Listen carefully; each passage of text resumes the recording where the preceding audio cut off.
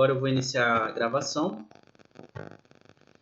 Então, a gente vai precisar desses materiais. Até teve um colega que já falou na mensagem que ele trabalha na Electrolux, motorizada. E quem precisar tem papelão. Então, conversa com ele, quem estiver precisando, quem tiver condição de pegar. Tá? Mas eu acho que vai ser uma coisa bem bacana que a gente vai executar nesses 2 dias. São coisas que nós vamos aprender e nós vamos carregar para o resto da nossa vida. Tá? E são coisas que, independente se a gente estivesse junto ou agora, como vocês vão estar do outro lado da tela, nós vamos aprender igual. Isso daqui não tem jeito. Tá? Falei já da aula prática do dia 4/11. Deixa eu arrumar aqui. E aí nós já vamos entrar na parte de princípios fundamentais de primeiros socorros. O que são esses princípios? Como que a gente faz? O que é os primeiros socorros? Então, dentro dos princípios do primeiros socorros, a gente tem que saber diferenciar o que é uma urgência e o que é uma emergência. Tá? Então, eu tenho uma emergência quando eu tenho uma situação crítica, alguma coisa que eu não vou poder adiar, que ela tem que acontecer naquele momento, quando há uma iminência de perigo. Tá? E eu vou ter uma urgência quando a situação ela não pode ser adiada, porém ela tem que ser resolvida rapidamente. Tá? Então a emergência ela não pode ser adiada, tem que ser atendida agora, é uma situação iminente, é uma situação crítica. A urgência ela não pode ser adiada, porém ela tem que ser atendida rapidamente. Tá? Então ela pode haver um pouco mais de demora em relação a uma emergência. Então, por isso, quando você vai lá numa UPA, você é feita uma classificação de risco com você.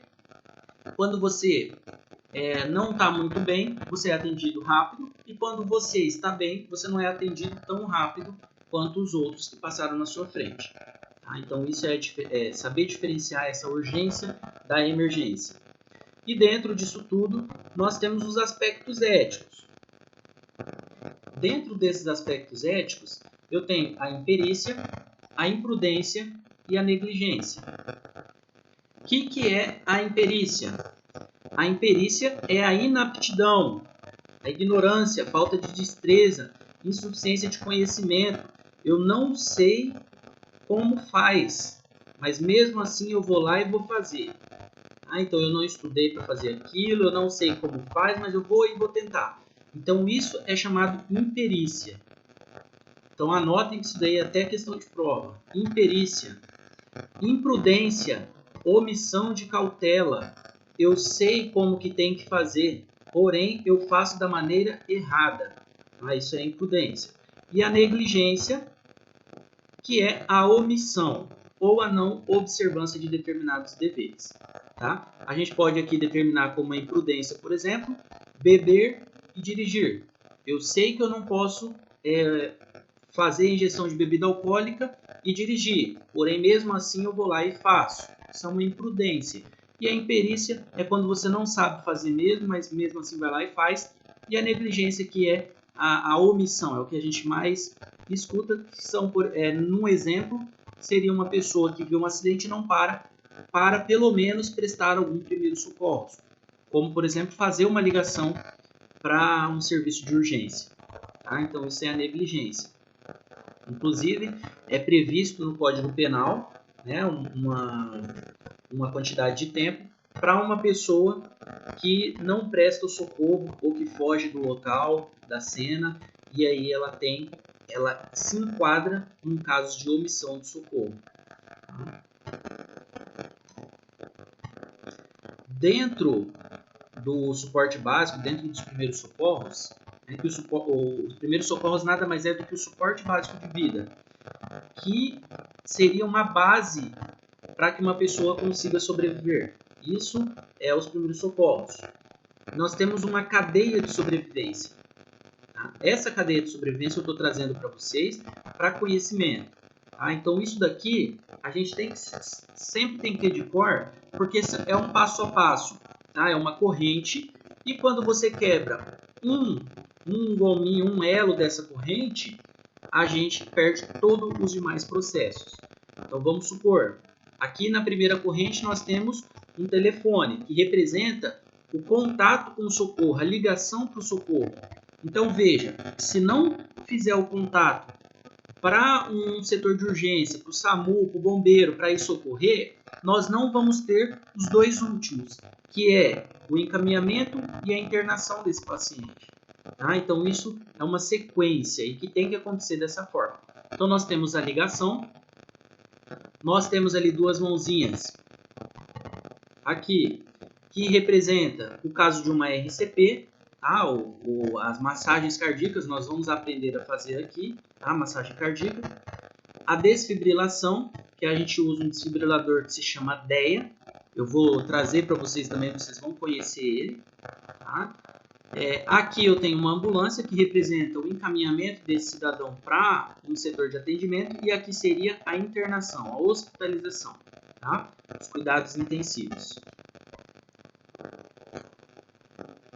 E aí, já entrando direto na parte dos primeiros socorros, nós temos a abordagem inicial. Então, isso daqui é importante vocês saberem e estudar sempre. A abordagem inicial, nós sempre vamos utilizar dentro dos primeiros socorros. Sem abordagem inicial, eu não vou executar um bom primeiros socorros. O que é essa abordagem inicial? É identificar situações de risco dentro de uma cena. E quando eu digo cena, seria uma cena de acidente, tá? Onde aconteceu um acidente, um local onde aconteceu um acidente, nós chamamos de cena. Então, quando eu chego numa cena, a primeira coisa que eu tenho que fazer é fazer o controle dessa cena, tá? Sempre depois de ter ligado para o socorro, porque é a primeira coisa que nós fazemos. Tá? Depois que eu liguei, que eu pedi ajuda, que eu pedi socorro, eu vou fazer o controle da cena. O que é esse controle da cena? É identificar situações de risco. Então vamos supor, você pega um carro, está na rua passando. Você observa que tem um carro batido num poste.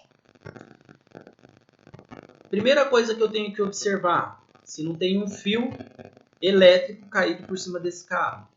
Se o carro não vai entrar em combustão, não vai pegar fogo. Se o motor do carro está ligado. Né? Então, são coisas que eu tenho que prestar atenção que levam perigo para quem está socorrendo. Quando eu enfrento essa situação de perigo, nós não devemos iniciar o atendimento até que chegue o serviço especializado e faça a contenção desse perigo para que eu possa prosseguir. Vamos dar um exemplo do carro batido no poste. Tem um fio encostado em cima do carro. Eu só vou me aproximar quando eu conseguir afastar esse fio ou quando o setor de eletricidade, a Energisa, chegar no local e desligar aquela rede. Tá? Senão, eu não vou conseguir executar o meu atendimento, continuar o meu atendimento. Iniciar o suporte básico de vida é o meu segundo passo. Então, vamos só relembrar. Primeira coisa, sempre vai ser ligar para pedir socorro. Sempre. Tá? Ou eu vou ligar, ou eu vou pedir para que alguém ligue e peça socorro. Tá? Depois, identificar a cena. Identificar os riscos da cena. Tá? Se está chovendo, se tem água na pista, se tem vidro na pista que o carro pode descontrolar algum veículo que está vindo, se a cena está bem sinalizada, se não vai vir um outro carro e fazer um novo acidente, a gente vai ver essas questões. Tá? Então é muito importante a análise da cena, tá? Mais do que socorrer o paciente. A análise da cena é o principal. Eu vou iniciar o suporte básico de vida, que é fazer o primeiro socorro, executar os primeiros socorros, realizar a avaliação secundária, que eu vou ensinar vocês, fazer a imobilização e o transporte. Tá? Então, isso que está envolvido dentro do primeiro socorro, dentro do suporte básico, dentro da abordagem inicial. Deixa eu só ver aqui que alguém me chamou.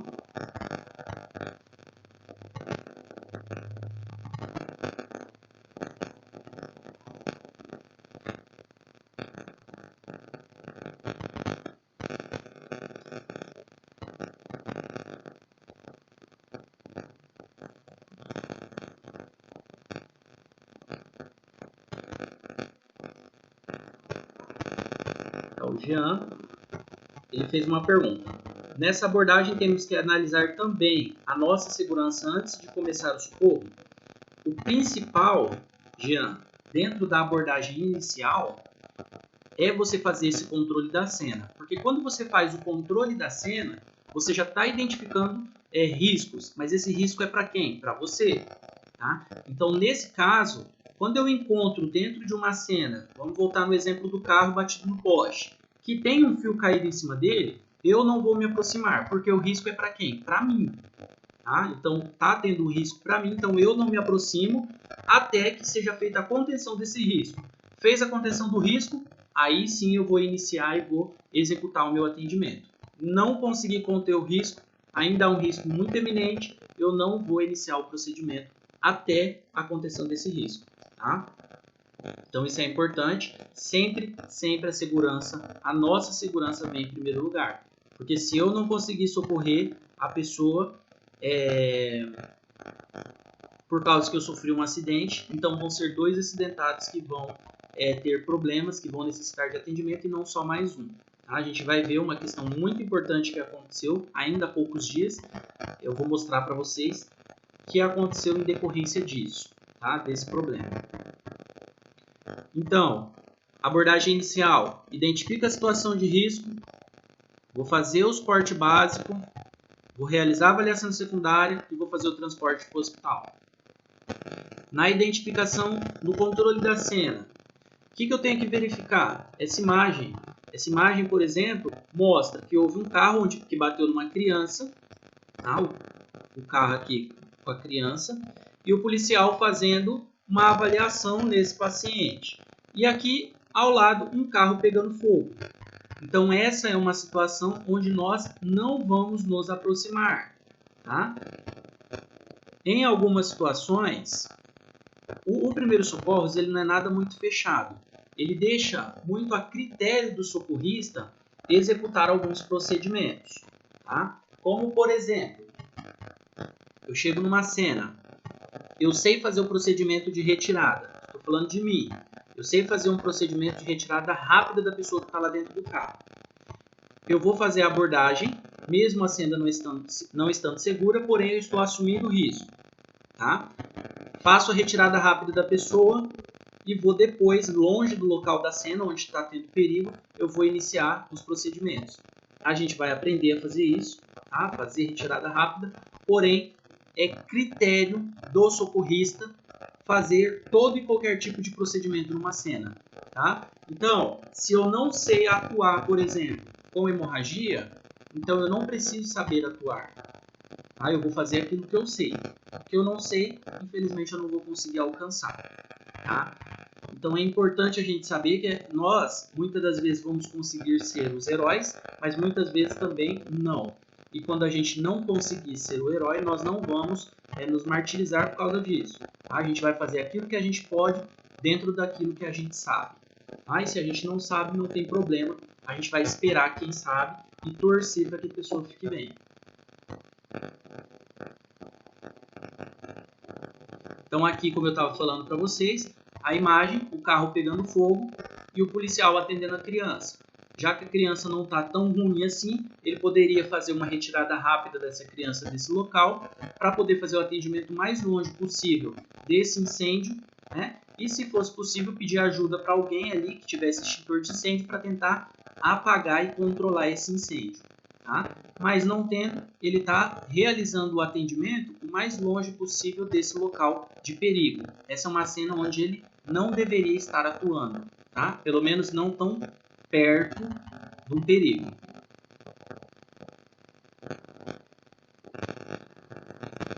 Aqui, uma outra situação, onde nós temos um caminhão tombado e ele estava transportando combustível. E aqui tem derramamento de combustível. E aí, se você pega uma cena dessa, a primeira coisa que nós temos que fazer é afastar as pessoas do local, as pessoas que estão em volta desse local. Tá? Então, se for possível, vamos supor que fosse somente um carro vazando combustível. A gente podia pedir ajuda e colocar terra em cima desse combustível porque não ia pegar fogo. Porém, como é um caminhão e ele é muito grande, eu não vou conseguir só jogando terra fazer essa contenção.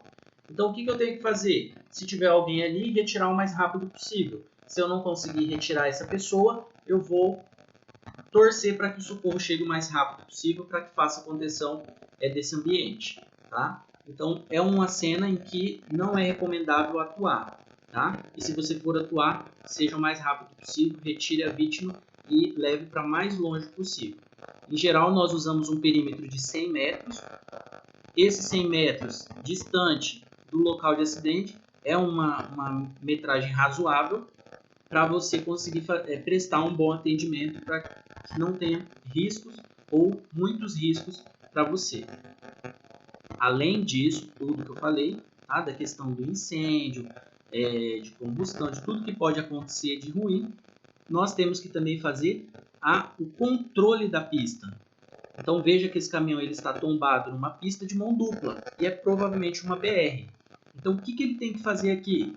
Sinalizar esse ambiente, não tendo cone, com galhos, tá? E aí você conta 30 passos do local onde você está fazendo o atendimento e começa a sinalizar com galhos, tá? Então começa lá de longe e vem colocando vários galhos na rua até chegar onde você está.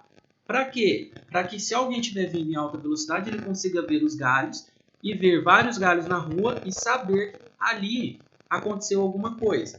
Tá? Então ele vai reduzir a velocidade e não vai causar um novo acidente. A mesma coisa eu faço do outro lado da pista. Esse caminhão ele tombou cobrindo parcialmente a pista. Então provavelmente quem está vindo aqui de cima, ele vai querer fazer um desvio aqui por dentro e vir reto aqui para poder contornar o caminhão e prosseguir a viagem. Porém, posso causar um novo acidente com essa situação. Então é importante sinalizar lá em cima, da onde vem, e do outro lado também, sinalizar os dois locais, tá? Para não acontecer um novo acidente. Outro local que nós devemos ter muita atenção é em curvas. Em curvas eu tenho que dobrar o meu perímetro de segurança. Tá? Então se eu pedir para dar 30 passos num local, numa rua reta, uma curva eu tenho que mandar pelo menos o dobro disso. Então eu mandaria em 60 e para chegar bem mais razoável e ter mais segurança, uns 80 passos do local onde eu estou fazendo um atendimento. Tá? Então eu mando 80 passos na pista contrária, para frente, né, para o caminhão que está vindo na outra direção, ele identificar que tem uma situação aqui, e para o outro lado, onde o caminhão está vindo, o carro está vindo nessa direção. Então, quando ele estiver vindo, ele vai identificar que ali tem um risco. Tá? Com curiosos, o que a gente faz, basicamente, é pedir para a pessoa se afastar. E a gente vai precisar muito da ajuda deles. Que é para quê? Fazer a ligação, pedindo socorro, fazer o controle da cena, a sinalização. Eu falo para ele, olha, conta 80 passos para mim e começa a pôr galhos. Aí você põe 80, 90, 100, 120 e vai pondo passo. E vai colocando galhos no meio da rua. Tá? E aí ele vai vai começar a colaborar com você. Tá? E aí, no mais, mesmo se sobrou mais alguém naquela cena, a gente pede para a pessoa se afastar, pede para alguém ajudar a afastar, e aí a gente vai tentar atuar da melhor forma possível. Tá? Porém, não vão ser todos que vão respeitar, ainda vai ter muitas pessoas que vão ficar em cima, que vai querer ver, que vai querer gravar, que vai querer filmar. Então a gente tem que ter uma cautela e tentar manter o foco, que é em realizar o melhor atendimento para a pessoa. Tá? E se atrapalhar, pedir, né, para a pessoa se retirar, sair e ir mais para longe, para que você consiga prestar o atendimento. Tá? Mas use essa pessoa para te ajudar. Tá? Pede para ela te ajudar, dá função para eles, pede para fazer controle de pista, para um ficar lá de um lado, cuidando quem vem, fazer sinalizando o caminhão. Então use isso para eles poderem te ajudar, para poder proteger a cena que você está atuando. Tá?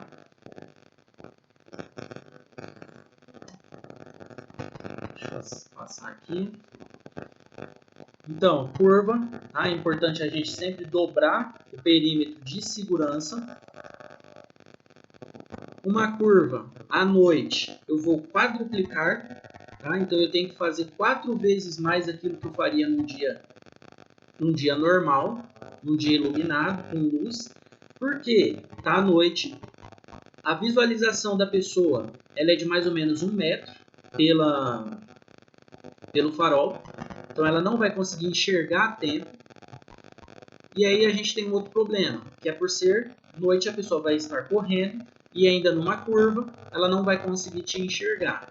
Tá? Então sinaliza bem o local, quadriplica o perímetro de segurança, pede para as pessoas ligarem farol, ligar pisca-alerta, parar o carro bem atrás de você. Para tudo isso você fazer uma proteção para você, tá? E tomar o maior cuidado, tá? Observar bem e tentar o mais rápido possível retirar a vítima desse local perigoso, tá? Nós temos uma indicação que é quando eu pego uma cena perigosa, eu tenho que tentar retirar essa vítima o mais rápido possível desse local de perigo. Tá? E eu vou ensinar vocês a fazer esse remanejamento, a tirar essa pessoa, a mexer com ela, a lidar com ela. Tá? A gente vai aprender mais para frente. A abordagem inicial. Então nós vimos dentro da abordagem inicial, que eu vou fazer a ligação pedindo socorro, ou vou pedir para que alguém faça. Vou fazer o controle da cena, vou fazer o exame primário e o exame secundário e vou fazer o encaminhamento da vítima para o setor de urgência. Vou encaminhar ela, vai fazer o transporte, tá? A contenção de fraturas e o transporte para uma hospitalização, para uma internação. Aqui dentro ainda na abordagem inicial falando sobre o controle da cena, os objetivos é garantir condições de segurança. Segurança para quem? Para o socorrista que está atuando. Tá? Segurança para ele. E fazer análise da cena, tá? Que nós chamamos de mecanismo do trauma. O que é esse mecanismo do trauma? É o que aconteceu dentro dessa cena e o que eu posso esperar dela. Então lá no começo eu falei do carro batido no poste. Quando eu penso que um fio pode estar em cima desse carro, eu estou fazendo uma análise da cena, um mecanismo do trauma. Eu estou entendendo que esse carro, ao bater em cima de um poste, eu posso ter duas situações: o fio cair em cima dele ou o poste querendo tombar para cima do veículo. Tá? Então isso é análise de mecanismo do trauma. É saber o que esperar dentro desse atendimento. Saber o que esperar daquele acidente. O que eu posso encontrar dentro desse acidente. Tá? A gente vai aprender a fazer isso. Tinha um vídeo que eu gostaria de passar para vocês, mas eu não vou poder passar. Ele é muito forte, muito pesado. Mas eu vou dar uma atividade, a gente vai fazer e nós vamos aprender a fazer esse mecanismo, essa análise do mecanismo do trauma. Tá? Analisar e saber analisar uma cena, bem legal para a gente conseguir identificar tudo que é possível dentro da cena.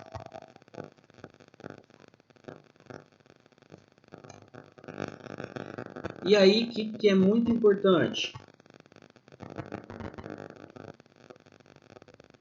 O link do vídeo está lá já na plataforma. Tá? Eu repostei.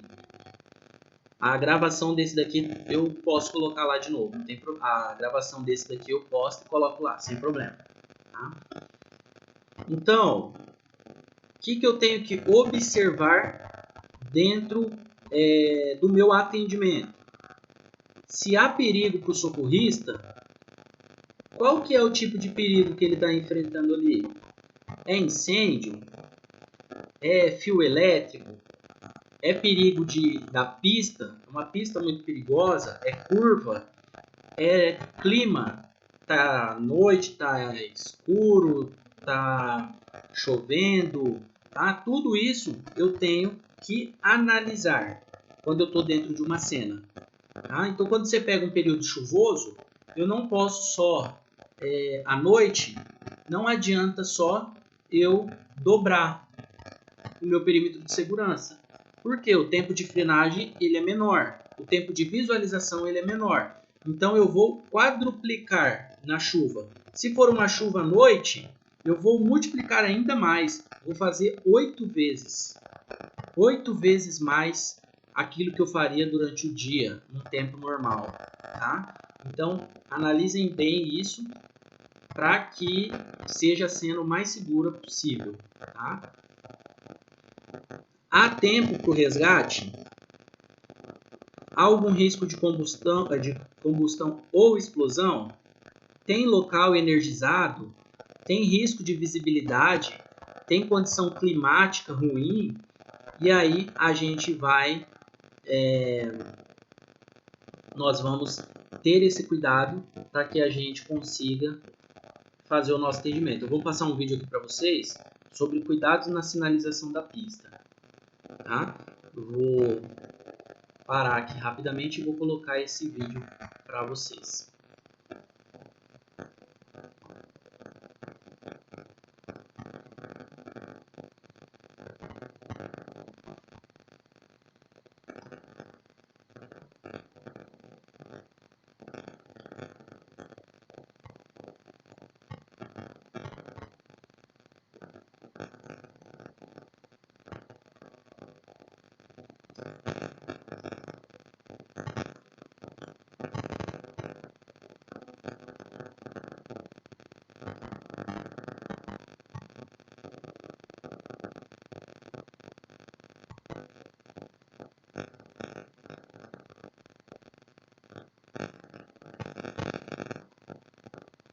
Fala para mim se vocês estão conseguindo escutar o vídeo, tá, pessoal?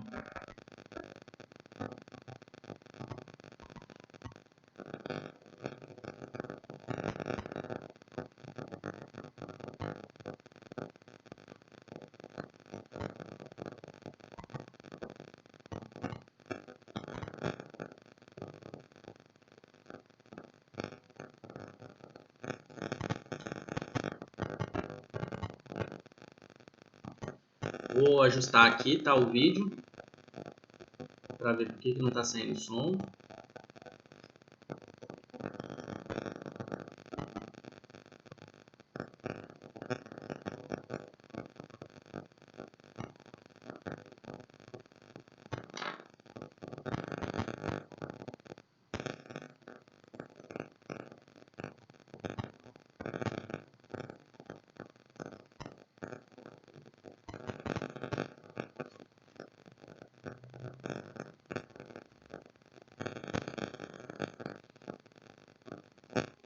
Só um minuto, tá, pessoal?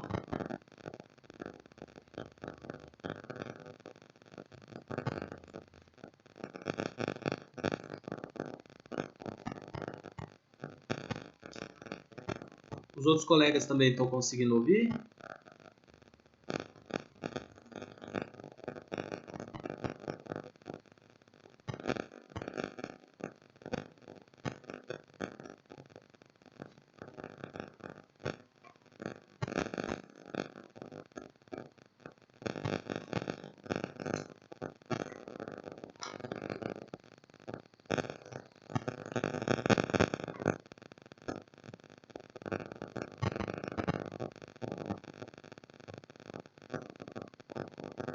Vamos ver se melhora agora, pessoal.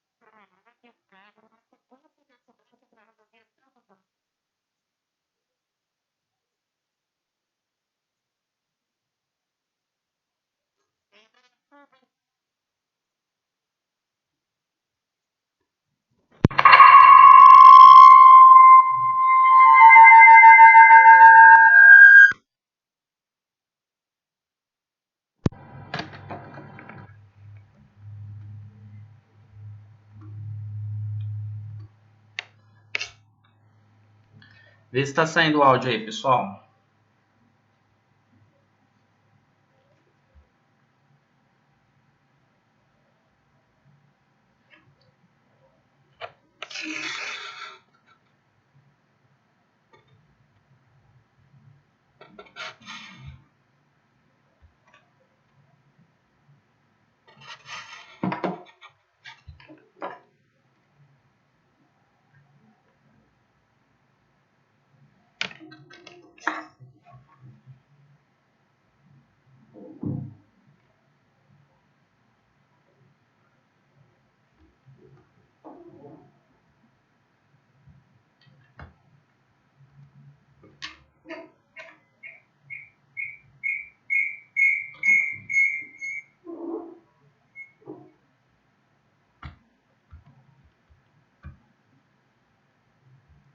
Peraí, vou corrigir isso aqui.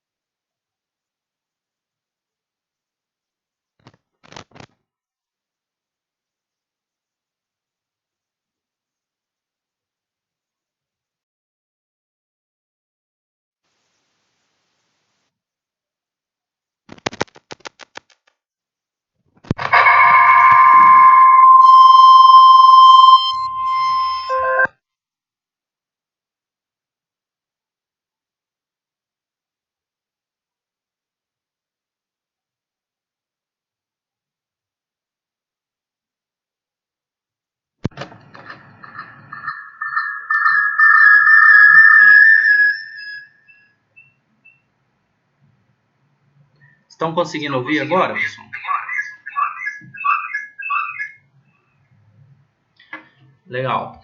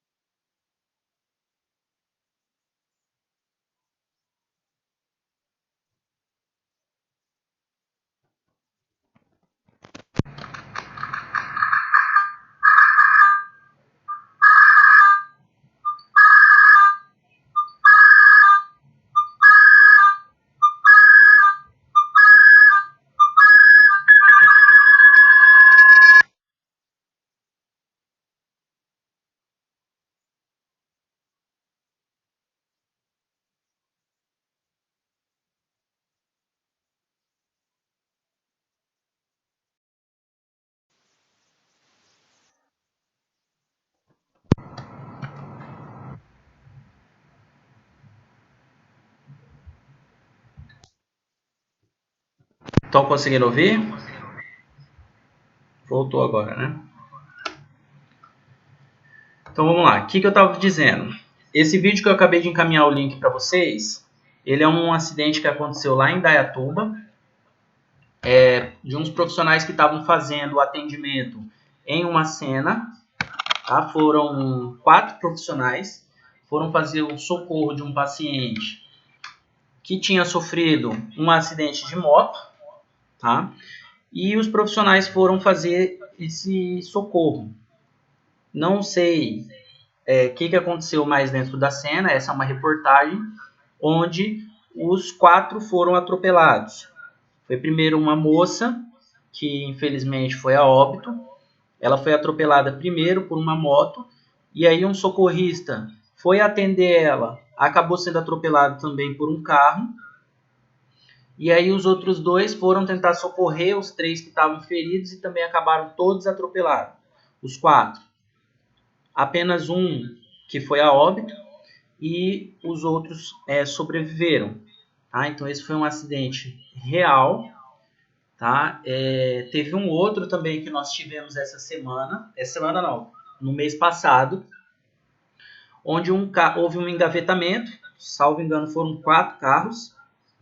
As pessoas estavam num período de neblina, eles saíram todos do carro, veio um caminhão, não viu esse acidente e acabou atropelando todo mundo. Tá? Então, são situações em que tem que haver uma boa sinalização e que, se você não consegue estabelecer uma boa situação, por exemplo, no caso de neblina, não adianta você sinalizar, você não pode ficar na rua, não pode ficar no local. Você tem que tentar fazer a sinalização, porém a gente não... É uma cena muito perigosa onde a gente não vai fazer o atendimento. Tá? A gente vai esperar uma viatura, que lá eles têm o giroflex, vai ficar ligado e a gente consegue ver de longe. Tá? Então, são acidentes reais que aconteceram, que a gente vê, onde tem pessoas envolvidas que acabaram indo a óbito por uma questão de segurança do local. Faltou segurança no local. Tá? Então, quando falta segurança, a gente tem um problema, tá? A gente se envolve em outro acidente e aí, em vez de 1, 2, 3, 4 vítimas para serem socorridas. Tá? Então, tem que ter bastante atenção com essa questão da sinalização do local. Tá? Vou passar aqui.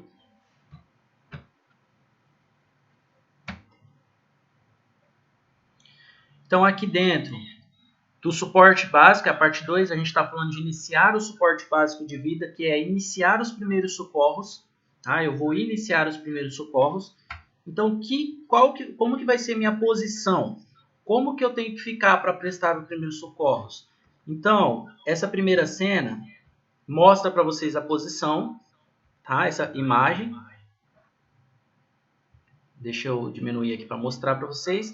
Nós temos uma posição que nós chamamos de 2 pontos, que é essa posição aqui, ó. Quando você fica com os 2 joelhos no chão para fazer o atendimento, tá?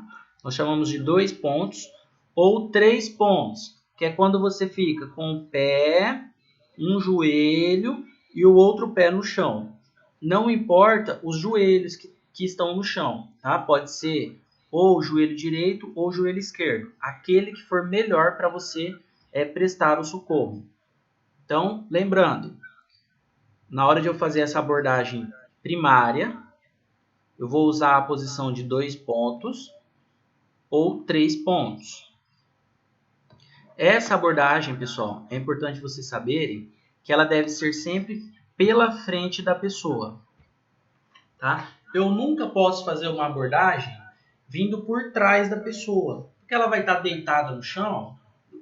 Semana que vem eu vou fazer na aula para vocês, vou colocar o boneco para a gente aprender. Então, se a pessoa está deitada, eu não posso abordar ela chegando por trás. Porque quando você chega por trás de alguém, a tendência é que essa pessoa tente elevar o pescoço e olhar para você. Então, a nossa ideia de primeiro momento é estabilizar essa coluna, para a pessoa não movimentar a cabeça. Porque se ela movimenta a cabeça e ela tiver tido uma lesão de coluna cervical, ela pode perder até os movimentos. Tá? Então, por isso que quando você observa um acidente, você vê o atendimento do SAMU, dos bombeiros, chega alguém e já fica ali na cabeça segurando essa pessoa para que essa pessoa não movimente a coluna cervical. Tá? Então, a gente nunca pode abordar ela por trás. Eu tenho que sempre chegar pela frente e fazer o contato visual com a vítima. Ela tem que me ver. E aí eu vou conversar com ela, vou me apresentar, vou falar quem eu sou, que eu estou lá para fazer o atendimento e que eu estou para ajudar. E aí sim eu me posiciono por trás dessa vítima e seguro a cabeça. Tá? Então isso é importante vocês saberem. Eu vou, na semana que vem, preparar o boneco, a gente vai fazer. Tá? É que tem que usar uns materiais muito diferentes, câmeras, várias câmeras, para a gente conseguir pegar todas essas imagens. Tá? Mas só lembrando, na hora que eu chego num acidente, eu nunca posso chegar pelas costas da pessoa. Eu faço primeiro o contato visual. Ela tem que me olhar sem precisar movimentar a cabeça, sem precisar me procurar. Tá? Então eu faço esse contato visual, me apresento, falo quem eu sou, aí eu me posiciono atrás dela e faço o controle da cervical. Como que é feito esse controle da cervical? A posição da mão, pessoal, ela é em L. Tá? Ela é em L, como está aqui. Como que é esse L? Eu vou pegar a minha mão, tá? Aberta, assim. Vou fechá-la e vou fazer essa posição, tá? Em L. Ops, deixa eu mostrar a câmera aqui. Em L, tá? A mão em L. Deixa eu achar a câmera. Em L, tá? A outra mão a mesma coisa, em L. Então eu vou alinhar a minha mão, ela vai ficar nessa posição, os 2 dedos se encontrando, tá? Se encontrando. Se a mão ficar muito grande na cabeça do paciente, não conseguir segurar adequadamente, eu posso transpassar um dedo com o outro, tá? Para fazer um movimento para ela fixar o melhor possível na cabeça desse cidadão. Os polegares, ele vai sempre na testa da pessoa e as demais mãos, os demais dedos, eles vão ficar posicionados na cabeça da pessoa. Como que vai ser essa posição da mão? Vou pôr esse vídeo para vocês. E vou explicando porque ele está sem áudio. Então a primeira coisa, a gente vai fazer esse contato visual, ó a forma de abordagem dele, tá fazendo o contato visual com o cidadão. avisou que está vindo uma pessoa por A trás e que vai cabeça fazer deve o ser alinhada controle. manualmente, Se não tiver essa garantindo o pessoa por alinhamento trás, e até ser substituída em pode ser você. dispositivo Você mecânico levanta, sai ou a aqui e faz a avaliação revelar abordagem. contraindicações de Como que imobilização. é a A mão? colocação das mãos em decúbito dorsal deve ser feita Nesse de caso, forma eles estão usando simétrica. uma posição diferente, tá? As Então, os mãos dedos devem estar polegares abertas sempre sobre na os pavilhões testa, auriculares os sem que os dois, dedos façam pressão e nas o partes moles dedo do pescoço. indicador, ele vai Idealmente, ficar com o na segundo dedo sobre o altura ângulo da da mandíbula clavícula, e com os antebraços tá? Ele apoiados vai nas ficar coxas. apontado. E os dois braços A estabilização flexionados manual da cabeça e em deve ser cima, preferencialmente realizada numa abordagem. vou voltar na câmera aqui, e em cima das suas pernas. Isso utilizando uma posição de 2 pontos. Se eu estiver utilizando uma posição de 3 pontos, tá? Vamos voltar aqui para a gente relembrar a posição de 3 pontos. Essa posição de 3 pontos. Não vai ter como eu deixar meus dois cotovelos em cima das minhas pernas. Então, eles vão ficar flutuando mesmo. Aqui, ó, é possível ver que o cotovelo da pessoa está encostado em cima aqui, ó, do joelho. Tá? A abordagem, dedão sempre na testa. A gente tem um controle melhor quando eu ponho esse polegar na testa. E os demais dedos, o dedo indicador vai sempre ficar apontado para a clavícula desse cidadão. Apontou para a clavícula, você vai ter a posição exata. É só apontar o indicador e abrir os demais dedos. Você vai ter a posição exata de como fazer socorro. Basicamente, eu vou segurar a pessoa dessa forma, tá?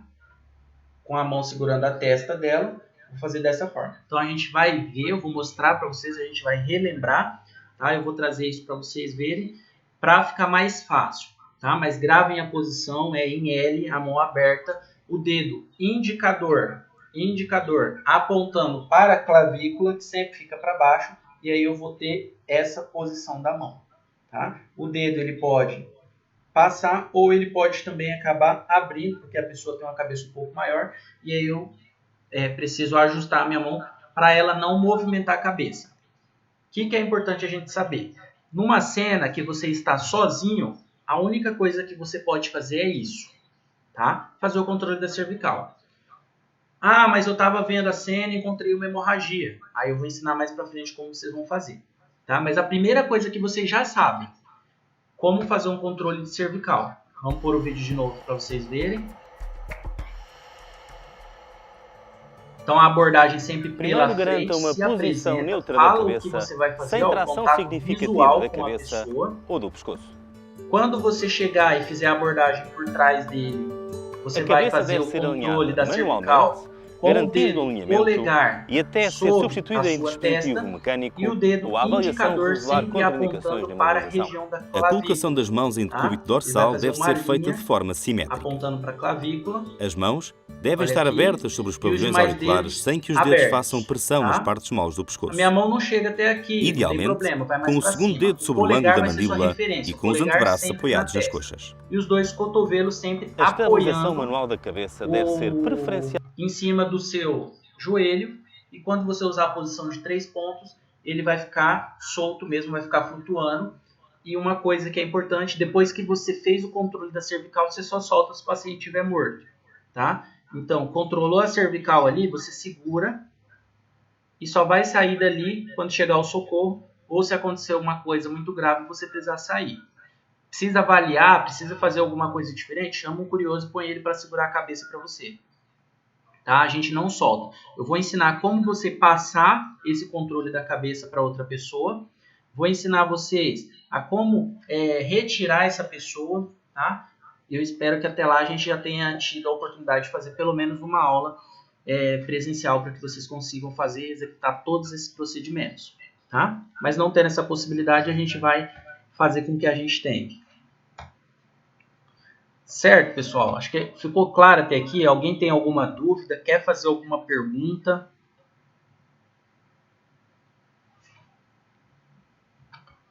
Colar cervical. Vamos lá, teve uma pergunta em relação ao colar. Colar cervical, ele faz parte de um processo muito importante, tá, do socorro, porque ele faz uma estabilização por si só da coluna cervical. Então ele já impede, porque ele está segurando aqui, ele já impede a pessoa de movimentar a cabeça. E aí fica alguém ali só controlando a cabeça para a pessoa não lateralizar ela, não mexer de lado. Mas no primeiro socorros, eu vou ensinar vocês, eu tenho um vídeo aqui agora, que eu ia passar no final, mas já adianto ele. Nos primeiros socorros, a gente não usa colar cervical. Tá? A gente não usa o colar cervical. Por quê? Os primeiros socorros, ele tem uma aplicação muito rápida, porque ele é uma disciplina mais rápida. Ele é para ensinar você pequenas coisas que você pode fazer que vai salvar uma vida. Isso é o primeiro socorros. A gente utiliza o colar cervical quando a gente está num suporte básico de vida. Quem que faz o suporte básico de vida? Socorristas que tiveram um pouco mais de experiência, um pouco mais de carga horária de curso e que aprenderam a utilizar o colar. Eu vou apresentar para vocês o que é o colar cervical, vou colocar aqui como vocês vão colocar esse colar, porém na prática, na vida real mesmo, a gente não vai ter um colar. Então a gente vai trabalhar com o que a gente tem. Tá? É segurar, controle e manda bala, vamos fazer o atendimento. Eu vou rapidamente colocar aqui para vocês, fazer a troca, vou colocar um vídeo aqui.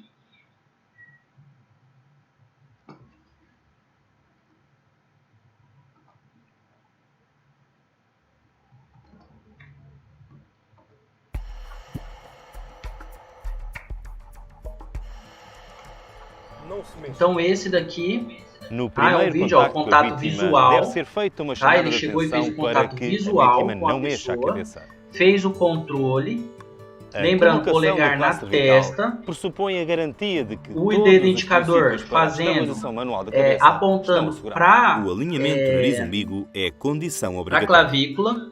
Primeiro, deve cortar as Tá? roupas e os Apontando adornos para do a pescoço clavícula. para poder inspecionar e identificar a existência de lesões Ali ele está e a fazendo uma exclusão de palpação para contraindicações à colocação identificar do se colar. tem sinal de São elas: fratura ou lesão. resistência ou impossibilidade Tá? de alinhamento por Ele está falando queixas, aqui, ó, deformação contraindicação de evidente, pôr objeto empalado, colar cervical, oclusão de traqueostomia impossibilidade de pelocular, alinhamento hematoma por alguma cervical queixa, expansivo, deformidade fratura no complexa. pescoço, objeto empalado, está O próximo engasgado, passo é a está medição do com classe cervical. sangramento Devem ser seguidas oral as recomendações do ativo. fabricante. Tá? Então ele Vamos está assistir falando à que a gente não colocação de vai um classe fazer. cervical de duas Aqui peças, a gente vai pôr o 4 colar. apoios.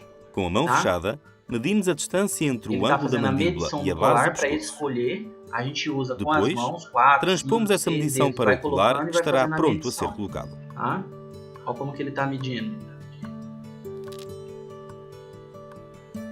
Ele fez a medição, deu 4 dedos. Cada dedo tem aproximadamente 1,5 cm, então dá cerca de 12 centímetros. Aí ele mediu, achou o Coloca-se colar então a ideal. parte anterior do Esse colar. colar que ele está usando é um colar diferenciado. Por quê? Ele tem a parte que você coloca por trás do paciente e ele tem várias espuminhas aqui que ajudam, que é muito bom, Atenção para muito não ultrapassar a confortável medida para a pessoa. indicada. Geralmente a gente usa uma de plástico. Tá? Passamos depois à Então colocação ele da pôs peça posterior o colar cervical. e essa sim Como que é permite essa o forma? ajuste Ó, final. ele está pondo na parte de baixo, não levanta a cabeça da pessoa, não movimenta a cabeça da pessoa para pôr o colar, e ele está fazendo a fixação.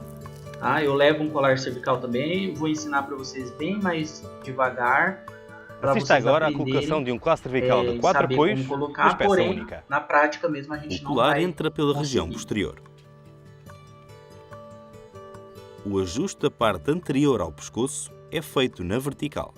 Fecha-se o velcro Então ele colocou 2 e tipos faz de o colar, ajuste ó. da peça central Esse daí é até ao limite ajustável. do mento.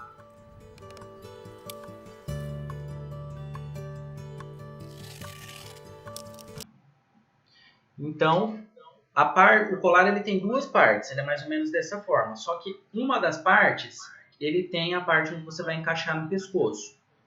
Então, qual que é a forma correta de eu colocar esse colar? A parte lisa, tá? Que ele é assim, o colar ele é assim. Essa parte aqui, vamos fazer o contrário. Ela vai no pescoço, tá? Vamos pegar assim. Ela vai no pescoço, ela vai ficar presa aqui no queixo. E a outra, ela tem que entrar por trás da cabeça.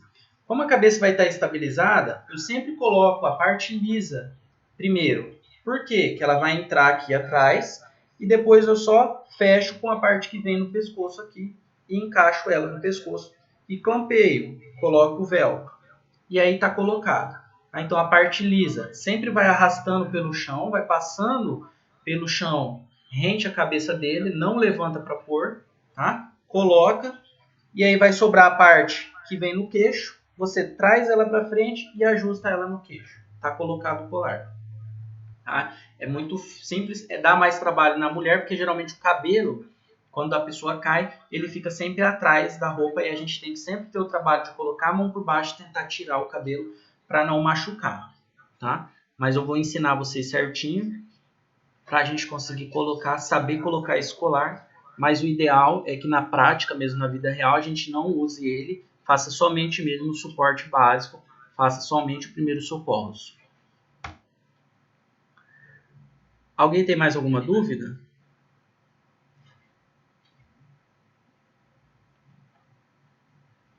Vamos prosseguir.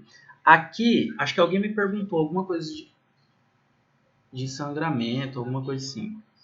Aqui. Se a pessoa está sangrando na boca, posso lateralizar para não se afogar com sangue? Depende. Tem uma situação, eu vou explicar agora isso. Tá? Então, já explico para você como que vai funcionar essa parte da pessoa afogada. Então, vamos relembrar. Chego na cena, primeira coisa que eu faço, ligo e peço ajuda. A segunda coisa que eu faço, controle da cena. Sempre nessa ordem. Ligo ou peço ajuda, peço para alguém fazer ligação. Faço controle da cena, sinalizo, peço para alguém sinalizar, colocar cone, colocar galho na rua, observo se não tem nenhuma situação de risco, se não vai pegar fogo, se não tem fio elétrico, tá? Depois que eu fizer tudo isso, eu vou fazer o contato visual com a vítima, vou me apresentar, vou falar quem eu sou e o que eu estou fazendo lá, tá? E que eu estou para ajudar. Vou me posicionar atrás dela, ou em 2 pontos ou em 3 pontos, e vou fazer o controle da cervical. Polegar sempre na testa, indicador apontado para clavícula, tá? Sempre para clavícula. E aí, os demais dedos eles abrem paralelo ao indicador e você vai ter a posição exata de controle da cervical, tá? Controlei a cervical, eu vou iniciar um exame. Deixa eu passar aqui.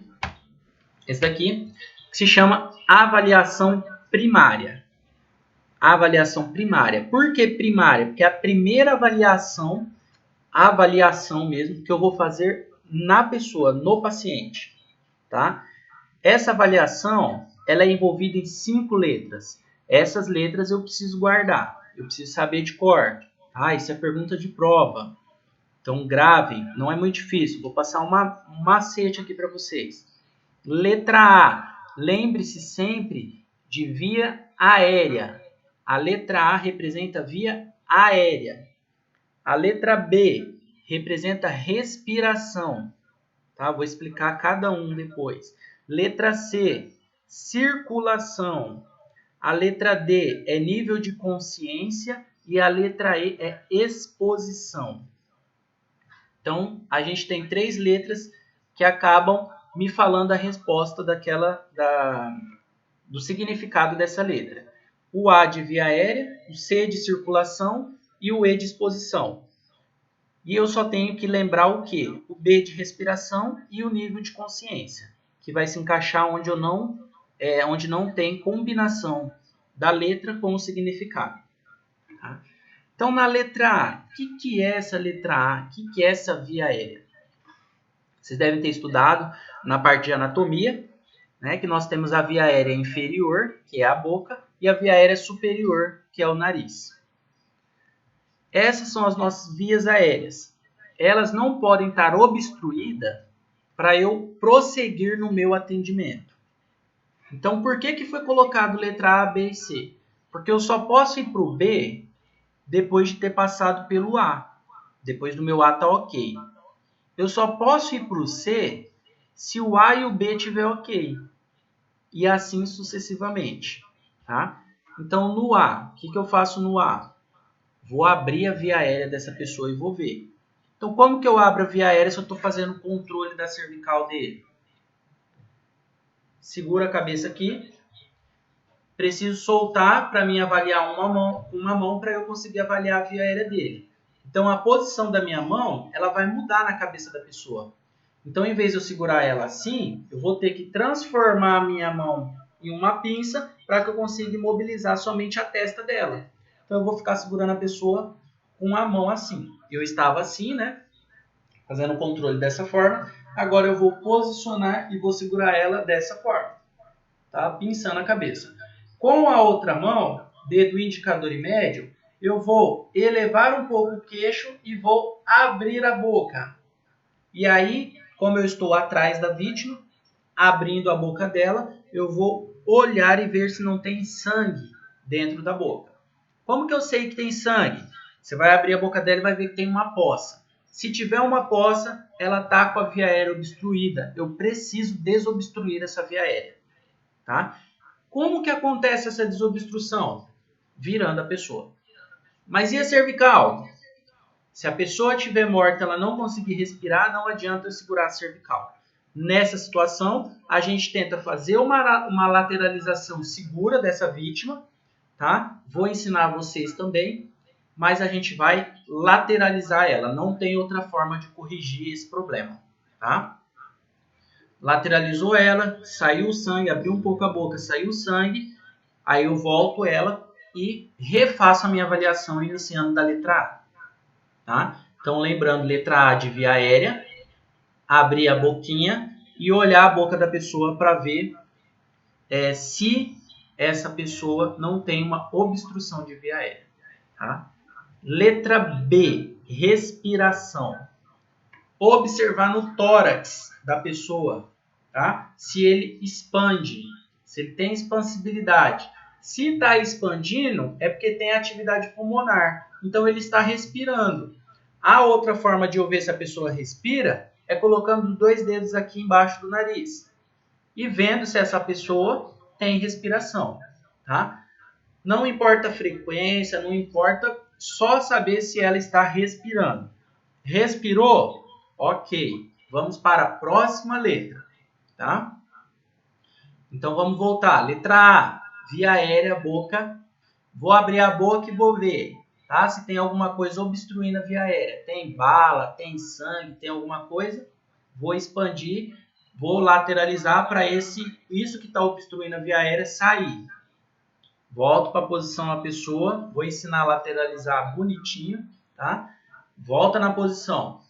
Voltou na posição, avalia novamente, tá? Essa expansibilidade, a letra A, vê se não tem uma nova obstrução e já observa se a pessoa respira, tá? Se ela respira. Se você olhar a boca dela, abrir a boca, olhei, não tem nada. Eu vou para a letra B. A letra B é respiração. A pessoa não está respirando, a gente vai avaliar a letra C, tá? Essa é uma situação da pessoa que está toda negativa, não tem nenhuma resposta. Não tem letra A, não tem letra B. E a outra? Avalia a letra A aqui, a boca. Tem poça de sangue? Lateralizo. Então, eu já resolvo o problema. E a terceira situação, que é quando você abre a boca, não tem nada. Olha no tórax, está expandindo, está respirando. Tá? Então, essa pessoa está bem, está positivo, está ok. Tá? Então, vamos no primeiro exemplo. Abri boca, não tem nada. Vi respiração, não está respirando. Vou na circulação. A circulação é a checagem de pulso. Tá? Como que eu checo o pulso? Nós temos uma artéria chamada radial. Tá? Coloca a anteninha aqui, polegar, antena, radial, passa aqui essa artéria, tá? No osso chamado rádio, passa aqui no rádio. Eu vou colocar meu dedo indicador e meu dedo médio na linha do meu polegar. Ó, faço isso daqui com o polegar, ó. Ops, câmera aqui.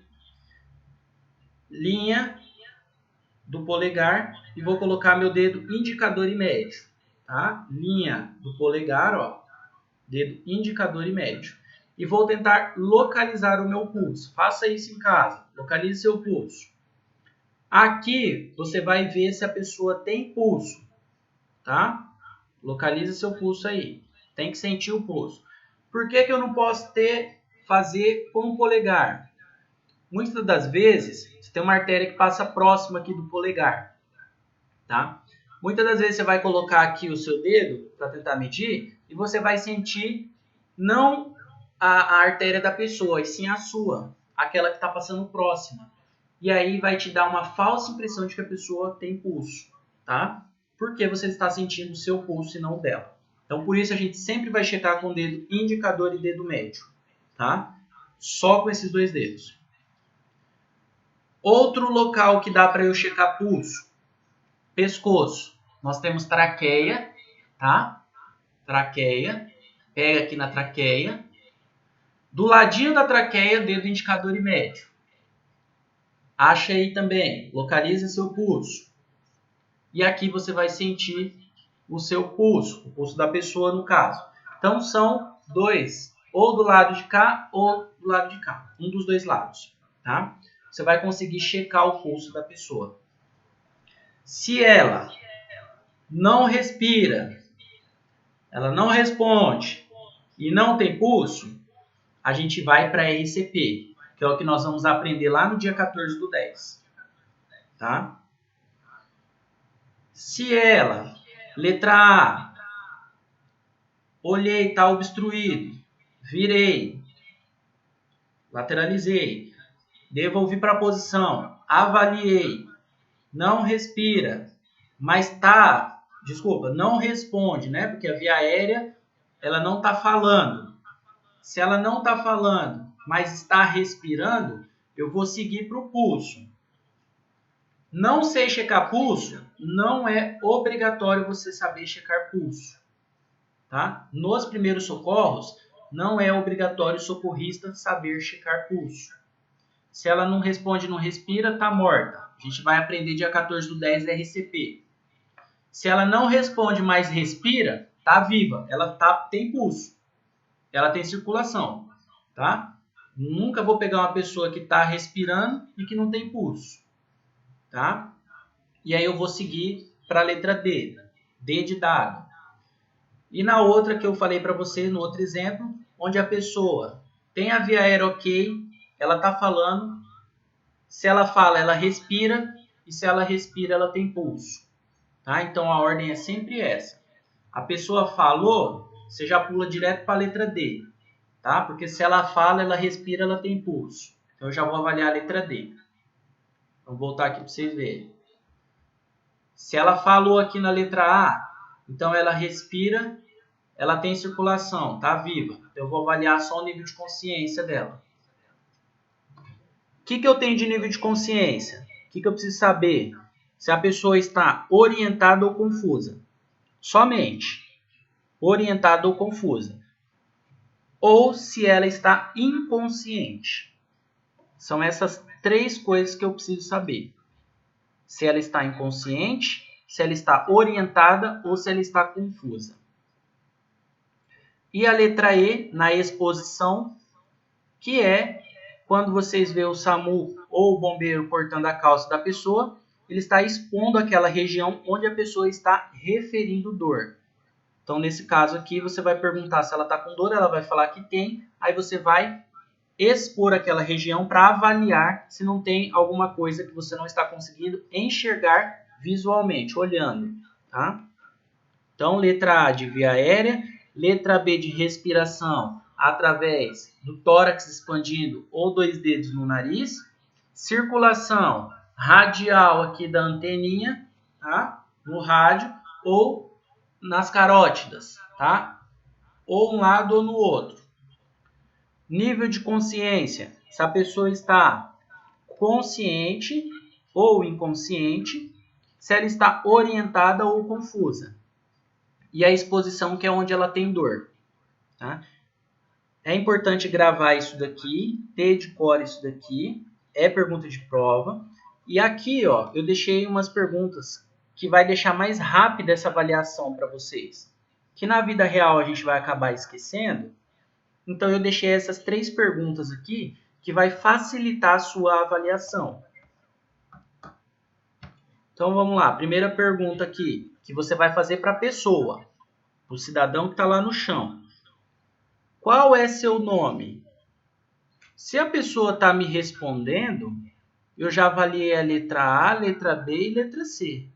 Por quê? Se ela está falando comigo, a via aérea dela está boa. Se estivesse obstruída, ela não falava.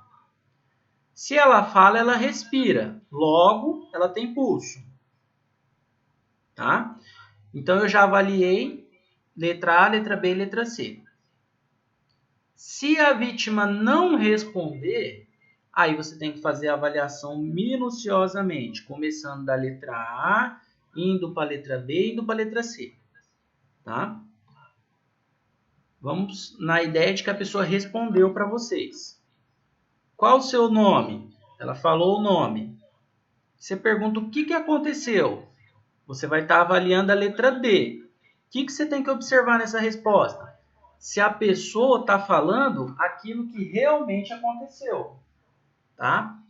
Se ela estiver falando coisa com coisa, você já sabe que ela está confusa.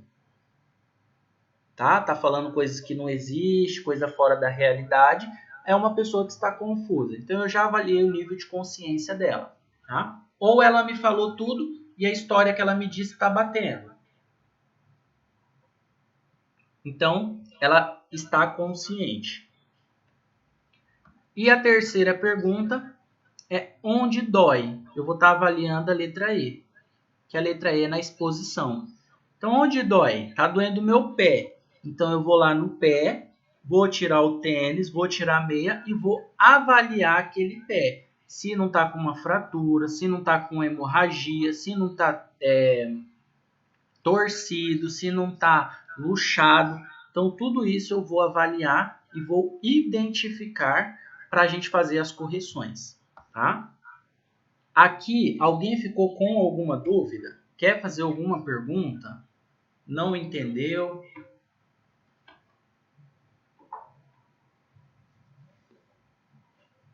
Então, vamos lá, vou seguindo. Então, são 3 perguntas. Pode gravar essa pergunta, você vai usar na vida real elas. Não precisa ser exatamente essas 3 perguntas, mas é importante você fazer nessa ordem. Você fazendo nessa ordem, você vai estar avaliando exatamente a ordem correta.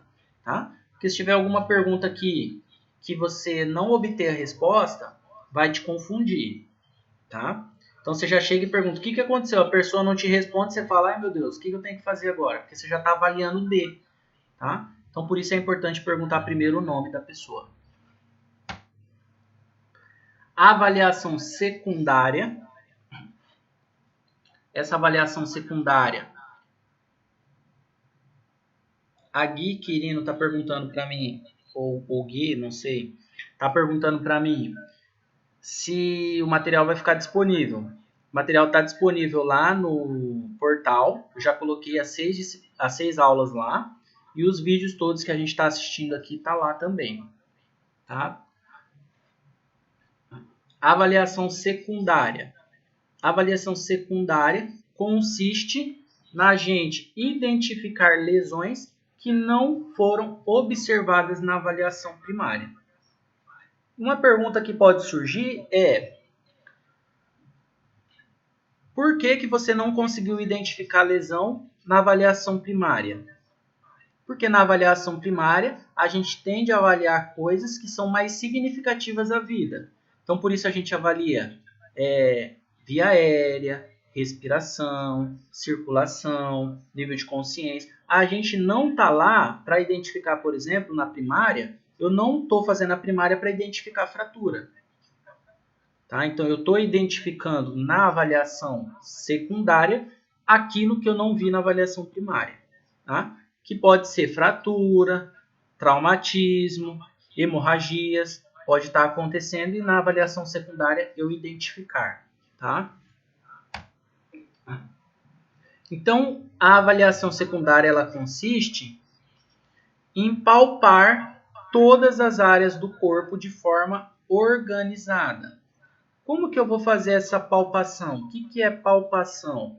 Palpação é pegar, tá, no cidadão, pegar no paciente, pegar nas partes onde você está avaliando braços, perna, cabeça, você palpar tórax também para identificar se não tem fratura.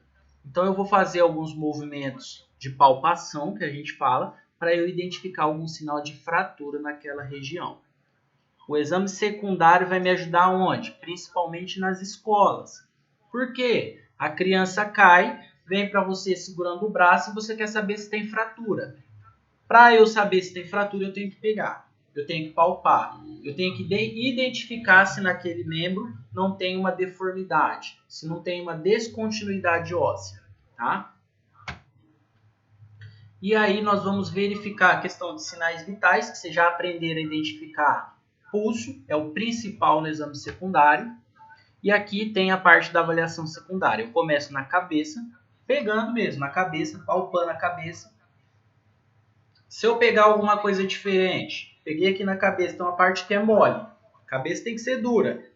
Mas peguei aqui, tá mole. A pessoa tem uma fratura de base de crânio.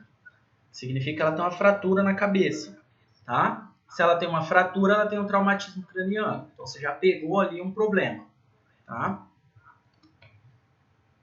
Vou palpar pescoço e coluna cervical. Vocês viram lá no vídeo fazendo a palpação para pôr o colar. Por que palpar o pescoço? De repente, posso encontrar um cidadão com lesão de coluna cervical. É uma pessoa que eu preciso cuidar mais ainda, tá? Por quê? Não posso pôr colar nela.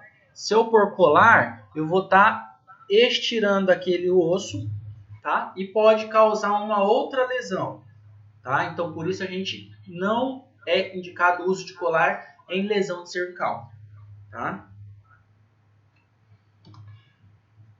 Tórax, palpar o tórax, pegar no tórax, tá? Para ver se não tem fratura de arcos costais, se a costela não está quebrada. Se tiver lesão de costela, eu tenho que prestar bastante atenção na hora de movimentar essa pessoa, porque pode essa costela perfurar pulmão. Perfurou o pulmão, é problema, tá? Abdômen, identificar se aquele abdômen está normal, se não está muito duro, muito rígido. Se tiver duro, rígido, pode ser que eu tenha uma hemorragia interna, pode ser que eu tenha uma ruptura de baço, tá? Algum edema de alguma região importante, algum órgão importante do abdômen. E isso daí vai levar a um óbito rápido e certeiro para a pessoa que você está atendendo. Então a gente tem que ter esse cuidado de palpar essa região e entender o que você pode encontrar para você poder avisar o suporte o mais rápido possível para eles acelerarem o processo de socorro, tá?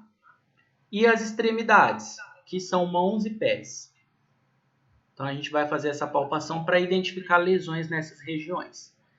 Aqui uma situação muito importante, e vocês vão carregar isso para a vida, tá? Isso serve para desmaio, para convulsão, para atender a pessoa em casa, atender a pessoa na rua, atender a pessoa na escola, tá? Essa aqui é uma região da nossa, é a nossa cabeça, tá? Nós mudamos, a nomenclatura na verdade mudou, não se chama cérebro, nós tratamos como encéfalo, porque cérebro é uma pequena parte do encéfalo, tá? E aqui dentro nós temos as regiões. Vocês já devem ter aprendido sobre as regiões do encéfalo. E aqui eu tenho a primeira, que é a região frontal. Essa região frontal, que é essa parte nossa da frente, ela é responsável pelas nossas emoções. Então, quando uma pessoa, uma criança, está correndo na escola, bate a cabeça, uma com a outra, frente com frente, o que eu espero disso daqui? Se essa criança apresentar uma desorientação, uma confusão mental, uma agitação que é incomum para ela, essa é uma criança que teve um possível traumatismo craniano, tá? Então a gente sabe o que a gente vai esperar dessa situação. Logo aqui na região medial, tá? Nós temos essa região da cabeça aqui. Vou colocar para vocês verem. Essa região está um pouquinho para trás da região frontal. Nós temos a sensação, o raciocínio. Então, por exemplo, bateu essa região, levou um trauma forte nessa região, a pessoa tem uma tendência a ter muita dor, a sentir frio, tá?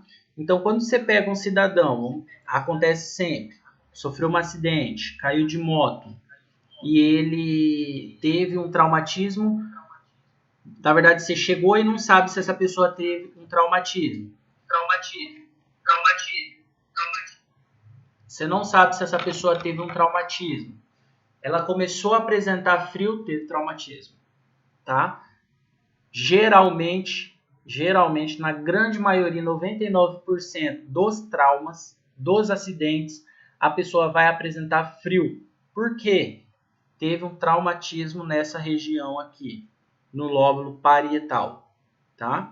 Então, isso daqui está envolvido diretamente com as nossas sensações. A região occipital é no processamento visual, no processamento de imagens. Então, quando a pessoa cai, bate a cabeça, cai de costas, bate a região da nuca e ela fala, olha, eu não estou conseguindo ver nada, está tudo escuro, tudo apagado. Essa pessoa teve um traumatismo na região occipital.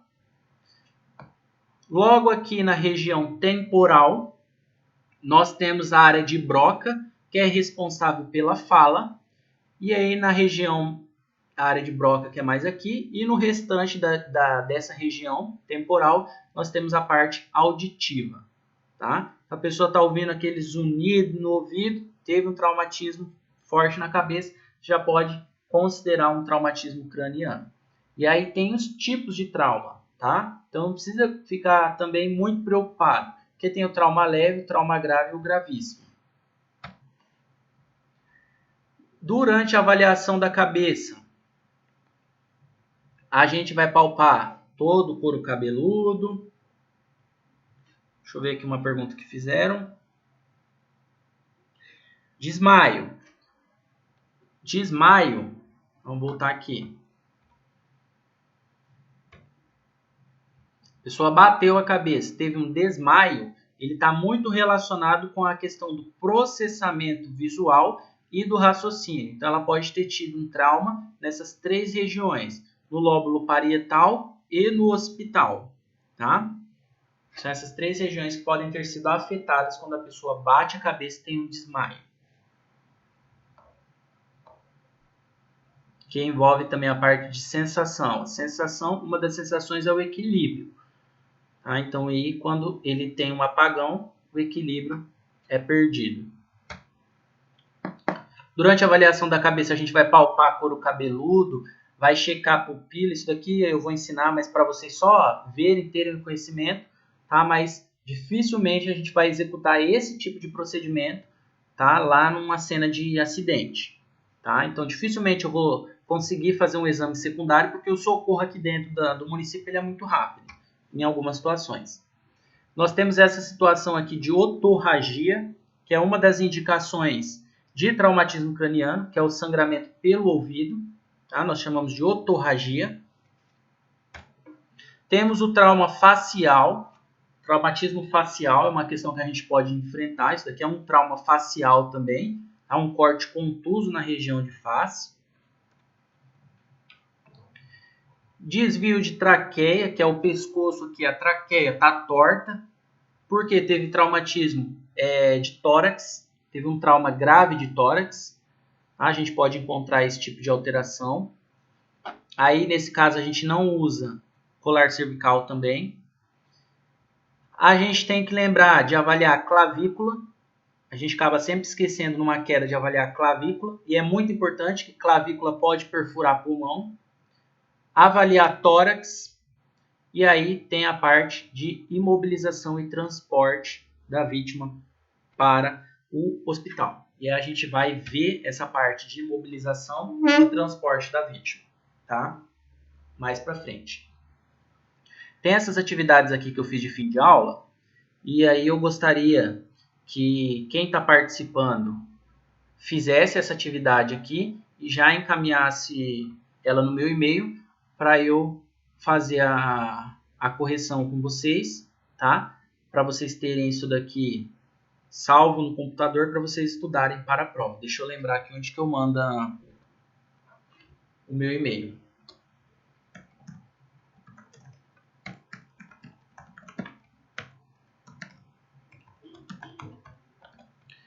E aí, na semana que vem... Puxa, esqueci, coloquei sem querer a resposta ali. Mas na semana que vem, a gente vai corrigir, tá? E quem participou hoje, quem mandou, já teve uma nota de hoje. Tá? E na semana que vem a gente vai corrigir essas questões aqui. E são questões que possivelmente podem cair na prova. Tá? Então, a primeira questão aqui é marcar verdadeiro ou falso quanto às afirmativas abaixo. Então, imperícia é a omissão de cautela, se é verdadeiro ou falso. Imprudência é inaptidão ou ignorância, verdadeiro ou falso. E negligência é a omissão ou não observância de determinados deveres, se é verdadeiro ou falso. Vou marcar aqui. E aqui tem a relação incapacidade ou nível de consciência, respiração, exposição, via aérea, circulação e hemorragias exsanguinantes. Uma coisa que eu esqueci de falar para vocês, que é importante, que houve uma mudança no protocolo ano passado. Então, antes nós tínhamos o ABCDE e agora entrou um X na frente. Esse X, ele é de hemorragias exsanguinantes. Pode mandar sua resposta sim. Esse X é de hemorragias exsanguinantes. O que são hemorragias exsanguinantes? São hemorragias graves. Então, quando você chega na cena e observa uma hemorragia, o profissional ele tem que atuar em cima daquela hemorragia, porque a hemorragia ele vai matar igualmente a via aérea. Tá? Então, você pode observar aqui, se a gente fosse seguir só o ABCDE, eu só ia identificar uma hemorragia na letra E.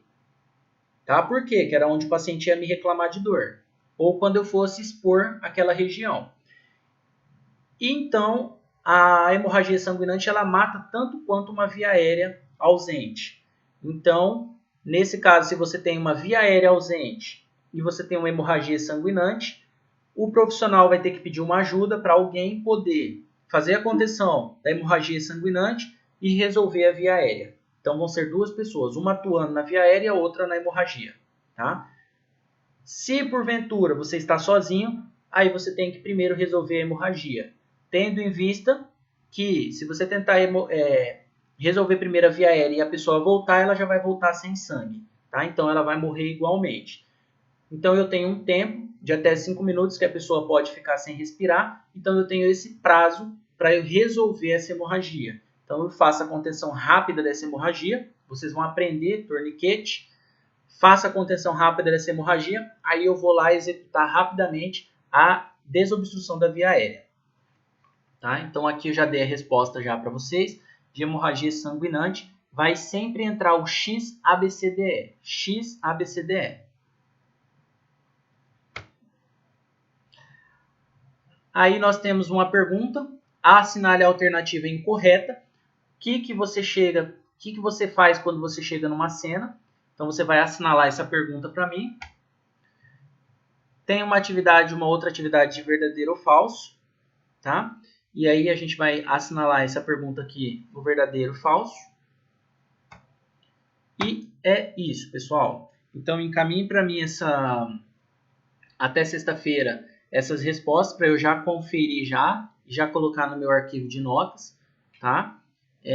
Pode ser só as respostas, são 4 ou 5 perguntas. A gente sempre vai ter esse tipo de perguntas no final de cada aula, fixação, tá? Não tem problema se você errar. Entra na aula na semana que vem que a gente vai incluir essas perguntas para a gente respondê-las, tá? Para a gente aprender e rever o que a gente viu na semana passada. Então vai ajudar a gente a fixar melhor a aula. Essas atividades, elas não estão no portal, que eu não consegui colocar, tá lá, não está liberando para eu colocar atividade, mas se você baixar a minha aula lá no portal, essas perguntas vão estar no final de cada aula, de cada slide meu, tá? Deixa eu até entrar aqui para mostrar para vocês. mostrar para vocês como que tá lá, na onde que tá lá no portal, para vocês visualizarem, conseguir baixar até essa pergunta. Essas perguntas, né? Alguém me pediu para voltar aí, qual que é essa? Essa daqui? Deixa eu ver. Essa?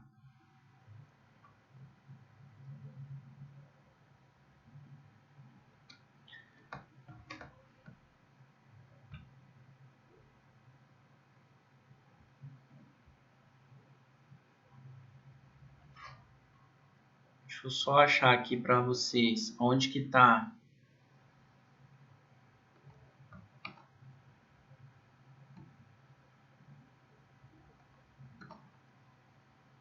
Achei. Vou compartilhar com vocês a tela e aí vocês vão conseguir achar também no portal, se porventura vocês forem pesquisar lá essa aula.